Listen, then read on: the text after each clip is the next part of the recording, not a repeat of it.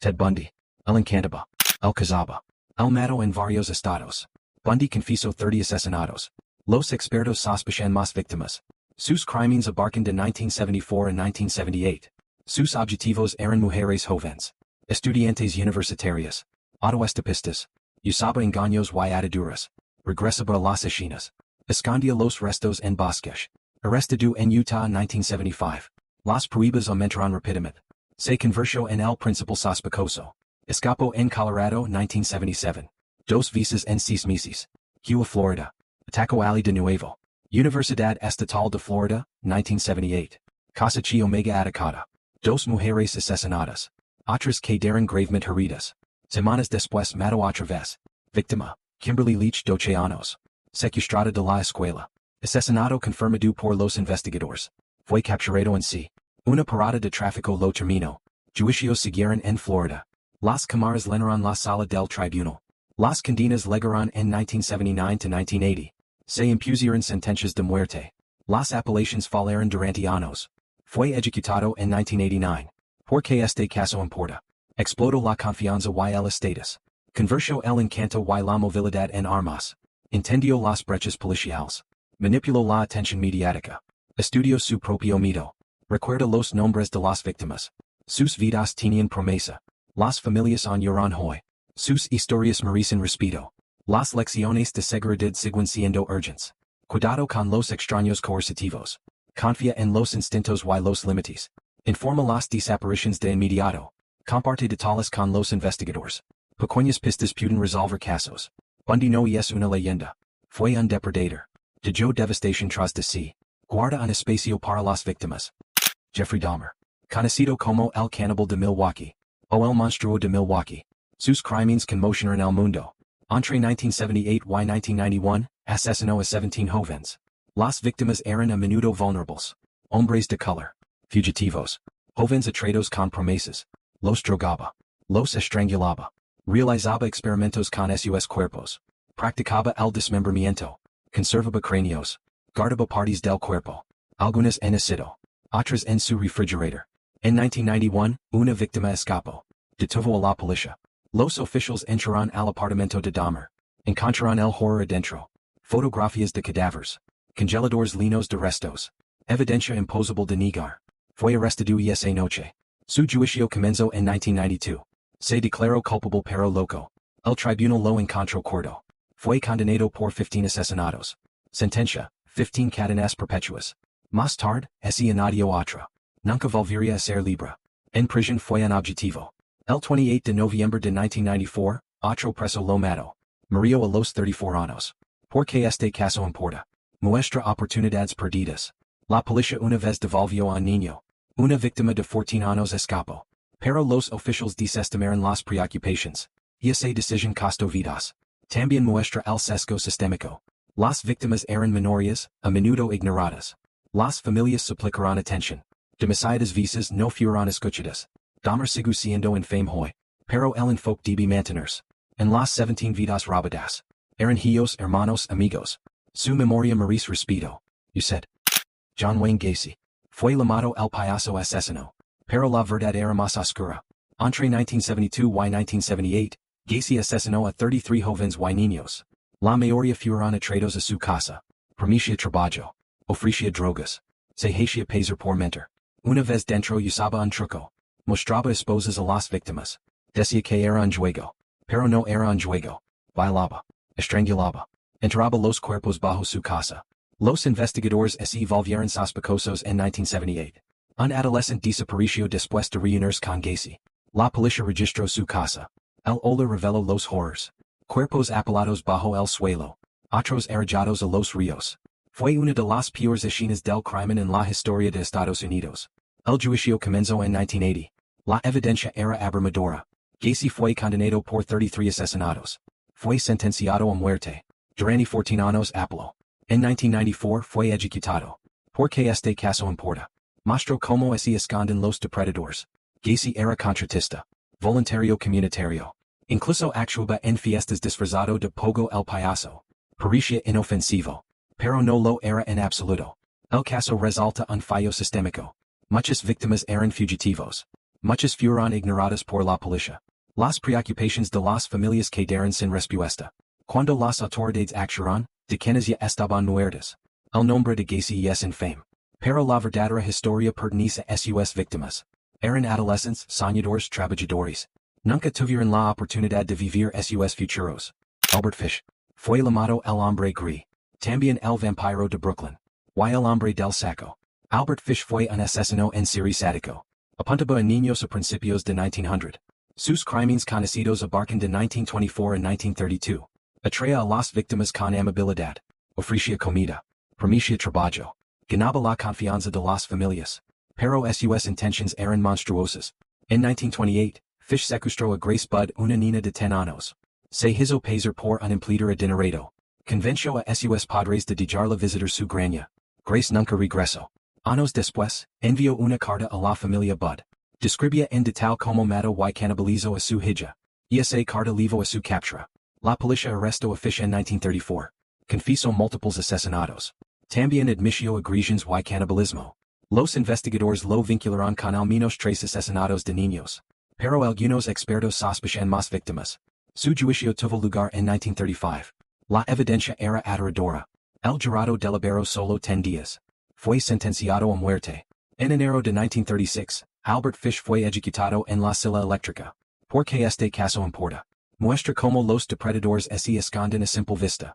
Fish era anciano. Parecía débil. Fingía ser inofensivo. Pero bajo esa máscara, era un depredador. Sus crímenes dejaron a las familias marcadas para siempre. La historia de Grace Budd sigue siendo uno de los casos más escalofriantes en la historia estadounidense. Se recuerda no por Fish, sino por la vida inocente arrebatada demasiado pronto. Richard Ramirez. Fue llamado el Aschador Nocturno. Su reinado de terror paralizó a California. Entre 1984 y 1985, Ramirez cometió una serie de asesinatos, agresiones y robos. Sus crímenes se extendieron desde Los Ángeles hasta San Francisco. Las víctimas iban desde niños hasta ancianos. No mostraba patrón en edad, género o procedencia. Esa aleatoriedad lo hacía aún más aterrador. Ramirez solía entrar a las casas de noche. Se deslizaba por ventanas abiertas. Lavaba armas, cuchillos y martillos. Mataba brutalmente. Violaba, torturaba y robaba. Dejaba símbolos satánicos tras de sí. El miedo se extendió por toda California. En agosto de 1985, la policía lo identificó. Las huellas dactilares y un auto robado revelaron su nombre. Cuando su foto apareció en las noticias, el público reaccionó al instante. Una multitud en el este de Los Ángeles lo reconoció. Los civiles lo persiguieron. Lo retuvieron hasta que llegó la policía. Durante el juicio, Ramirez fue desafiante. Mostró un pentagrama. Gritó, "Salve Satan", en el tribunal. Pero la evidencia era abrumadora. En 1989, fue condenado por 13 asesinatos y docenas de otros crímenes. Fue sentenciado a muerte. Ramirez permaneció en el corredor de la muerte durante décadas. En 2013, antes de su ejecución, murió de cáncer. Porque este caso importa. Ramirez sembró miedo al demostrar que el crimen puede golpear a cualquiera, en cualquier lugar. Su selección aleatoria destruyó la idea de seguridad en el propio hogar. Se convirtió en un símbolo del mal sin control. Pero debemos recordar. Las víctimas fueron más que nombres. Eran padres y vecinos. Sus vidas merecen la atención, no su infamia. André Chikatilo. Fue llamado el carnicero de Rostov. También el destripador rojo. Sus crímenes horrorizaban a la Unión Soviética. Entre 1978 y 1990, Chikatilo asesinó al menos a 52 personas. La mayoría de las víctimas eran mujeres y niños. Las atraía cerca de estaciones de tren y paradas de autobús. Prometía comida, trabajo o refugio. Luego atacaba en zonas aisladas. Chikatilo apuñalaba y mutilaba a sus víctimas. La brutalidad sorprendió incluso a los investigadores más endurecidos. A menudo regresaba a las escenas del crimen. A veces consumía partes de los cuerpos. Sus métodos dejaron a las comunidades aterradas. Durante años la policía luchó. El sistema soviético se resistió a admitir que existía un asesino en serie. Hombres inocentes fueron arrestados. Algunos fueron ejecutados. Mientras tanto, Chikatilo seguía matando. En 1990, la vigilancia lo atrapó. Los oficiales notaron su comportamiento sospechoso en una estación de tren. Cuando lo registraron, encontraron pruebas incriminatorias. Fue arrestado. Confesó con detalles escalofriantes. Las autoridades lo vincularon con decenas de asesinatos. Su juicio en 1992 fue notorio. Gritaba en la corte. Se burlaba de las familias. pero la evidencia era innegable. Fue condenado por 52 asesinatos. En 1994 fue ejecutado por disparo. Porque este caso importa. Muestra el costo de la negación y el secretismo.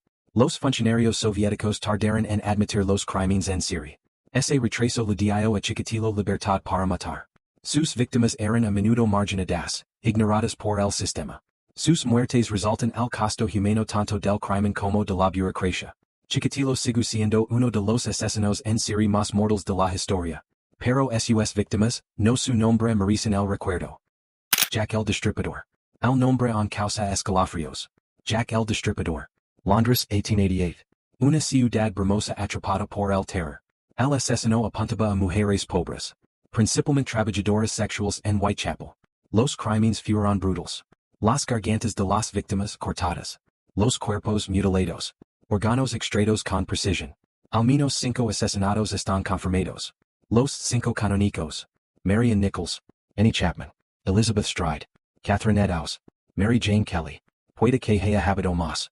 Cartas burlaban a la policía. Una firmada como Jack el Destripador. El nombre quedó para siempre. La prensa alimentó la histeria. Las multitudes exigían justicia. Pero el asesino desapareció en la historia. Scotland Yard investigó a cientos. Doctors, carniceros, extranjeros, locales. Ningún sospechoso fue probado. El caso sigue sin resolverse. Ese misterio añade su infamia. Porque este caso importa. Definió la palabra asesino en serie. Mostró cómo los medios amplifican el mito. Reveló las dificultades de la policía en las ciudades.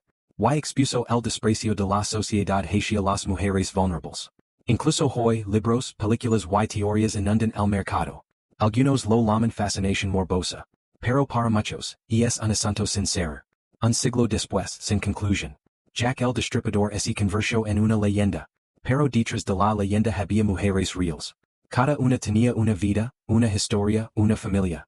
Su memoria debía estar por encima del mito. Pedro López. Es conocido como el monstruo de los Andes. Uno de los asesinos en serie más mortales de la historia. Pedro López confesó haber asesinado a más de 300 niñas. La mayoría de las víctimas tenían entre 8 y 12 años. Sus crímenes se extendieron por Colombia, Perú y Ecuador durante los años 70. Se aprovechaba de niños vulnerables. A menudo de familias pobres o rurales. Los atraía con regalos. Prometía comida o pequeños obsequios. Luego los alojaba. Nunca regresaban. En 1980 López fue arrestado en Ecuador.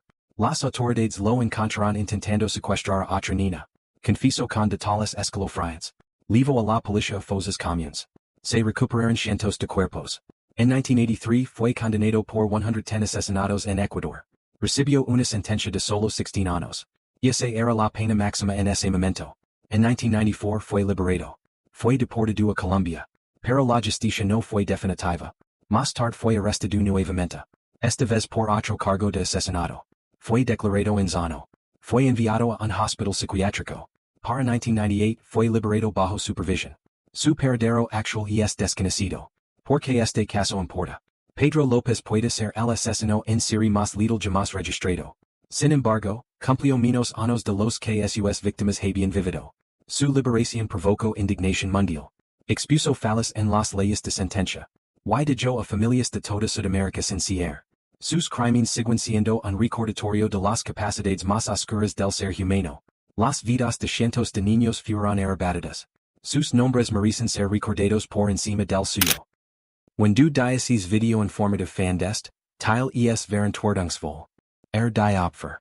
Learn aus den Lektionen. Uendi denk daran, das Bose ist real, aber Bewusstsein rettet Leben. Danke fürs Zuschauen.